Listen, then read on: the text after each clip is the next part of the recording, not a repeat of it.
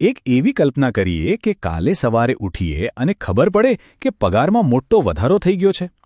સારું, ભારતમાં લાખો સરકારી કર્મચારીઓ માટે આ માત્ર કલ્પના નથી, પણ બહુ જ જલ્દી વાસ્તવિકતા બની શકે છે. હા, વાત થઈ રહી છે 8મા પગાર પંચની. આની ચર્ચાઓએ જોર પકડ્યું છે અને આજે આપણે એ જ સમજવાના છીએ કે આનો મતલબ શું છે. અને હા, આ માત્ર સરકારી કર્મચારીઓ માટે જ નહીં, પણ લગભગ દરેક માટે મહત્વનું છે.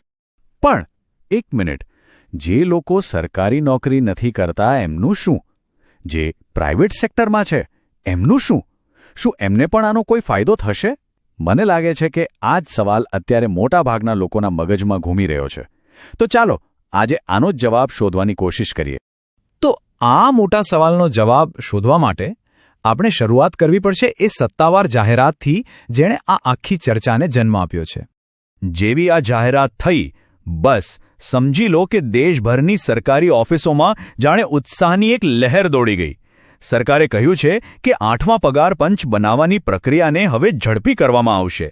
અને આનો સીધો મતલબ એ છે કે લાખો સરકારી કર્મચારીઓના સેલરી અને એલાઉન્સીસમાં મોટા ફેરફારની ગ્રાઉન્ડવર્ક હવે શરૂ થઈ ચૂક્યું છે. અને જુઓ, આ વાત ખાલી સેલરી વધારવા પૂરતી સીમિત નથી.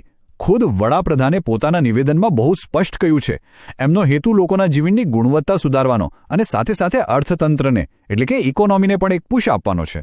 મતલબ કે સરકાર આને ખાલી કર્મચારીઓ માટેના ફાયદા તરીકે નથી જોતી, પણ આખા દેશના ઇકોનોમિક ગ્રોથના એક એન્જિન તરીકે જોઈ રહી છે.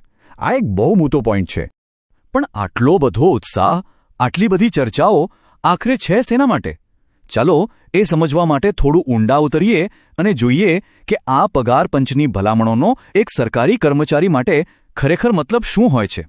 ખબર છે, ભારતમાં જ્યારે પણ પે કમિશન આવે ને ત્યારે એક લાઇન બધે જ સંભળાય છે, સરકારી કર્મચારીઓની તો મોજ પડી ગઈ. અને સાચું કહું ને તો આ એક જ વાક્ય આખી પરિસ્થિતિનો સાર કહી દે છે. એનો સીધો મતલબ એ થાય છે કે ભાઈ હવે સરકારી કર્મચારીઓ માટે આર્થિક રીતે સારા દિવસો આવી ગયા છે. અને હવે વાત આવે છે સૌથી રસપ્રદ પોઈન્ટ પર, કારણ કે આ કહાની ખાલી કાગળ પર દેખાતા પગારની નથી. ચાલો એક ઉદાહરણ લઈએ, કેબિનેટ સેક્રેટરીનું. એમનો ઓફિશિયલ પગાર છે 2.5 લાખ રૂપિયા, ઓકે? પણ એની સાથે લુટિયન ઝોનમાં મોટો બંગલો, ગાડી, મેડિકલ ફેસિલિટીઝ અને બીજા કેટલાય ભથ્થા, આ બધું જ્યારે ઉમેરાઈને ત્યારે એમને મળતો વાસ્તવિક લાભ આ પગાર કરતાં અનેક ગણો વધારે થઈ જાય છે. તો સ્વાભાવિક છે, જ્યારે આટલા મોટા ફાયદાઓની વાત થાય ત્યારે જે લોકો ગવર્મેન્ટ સેક્ટરની બહાર છે એમના મનમાં એક સવાલ તો આવે જ કે ભાઈ જો સરકારી કર્મચારીઓ માટે આ મોજનો સમય હોય તો પછી પ્રાઇવેટ સેક્ટરમાં દિવસ-રાત મહેનત કરતા કરોડો લોકોનું શું? એમને આમાંથી કંઈ મળશે કે નહીં?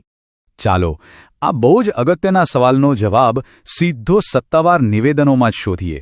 જોઈએ કે સરકાર શું કહે છે. અને લો, જવાબ આપણને સીધો કેન્દ્રીય મંત્રી તરફથી જ મળી રહ્યો છે. એમણે સ્પષ્ટ કહ્યું છે કે આની અસર દેશના તમામ સંગઠનો પર પડશે.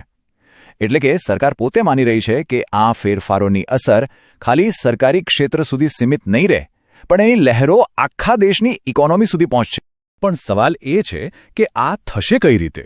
શું સરકાર પ્રાઇવેટ કંપનીઓને પગાર વધારવાનો ઓર્ડર આપશે? ના, એવું નથી.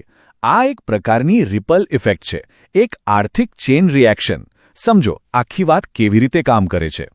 પહેલા સરકારી કર્મચારીઓના પગાર વધશે એટલે એમની પાસે ખર્ચ કરવા માટે વધુ પૈસા આવશે.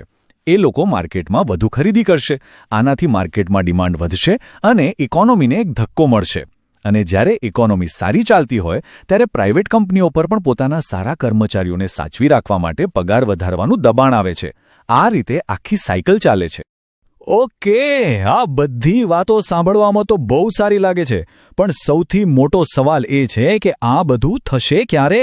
આ ફેરફારો લાગુ ક્યારે થશે? ચલો એના માટે આખી પ્રોસેસનો રોડમેપ જોઈએ. તો જુઓ, ભલે આ સમાચાર અત્યારે આવ્યા હોય, પણ આ ફેરફારો રાતોરાત નથી થવાના. એમાં થોડો સમય લાગશે. સૌથી પહેલાં તો પંચ માટે એક ચેરમેન અને 2 સભ્યોની નિમણૂક થશે. એ પછી રાજ્ય સરકારો, અલગ-અલગ યુનિયનો અને બીજા બધા જ સ્ટેકહોલ્ડર્સ સાથે લાંબી ચર્ચાઓ અને બેઠકોનો દોર ચાલશે. અને આ બધું પત્યા પછી એવી અપેક્ષા છે કે આવતા વર્ષ સુધીમાં આ નવી ભલામણો લાગુ થઈ શકે છે. તો એક વાત તો પાક્કી છે કે આ એક બહુ મોટો આર્થિક ઘટનાક્રમ છે. આની અસર ભારતમાં કરોડો લોકોના જીવન પર પડવાની છે. પણ સવાલ એ છે કે શું આ ફેરફાર દરેક માટે ફાયદાકારક સાબિત થશે કે પછી આના કેટલાક એવા પરિણામો પણ આવશે જેની આપણે અત્યારે કલ્પના નથી કરી? ખેર, એનો જવાબ તો આવનારો સમય જ આપશે, પણ એટલું ચોક્કસ છે કે આ એક એવી ડેવલપમેન્ટ છે જેના પર સૌની નજર રહેશે. લેટ્સ અપડેટ 13 સાથે જોડાયેલા રહો. સાચા સમાચાર, સરકારી અપડેટ અને મહત્વપૂર્ણ માહિતી માટે ચેનલને સબસ્ક્રાઇબ કરો અને બેલ આઇકોન દબાવવાનું ભૂલશો નહીં. Stay update, stay smart.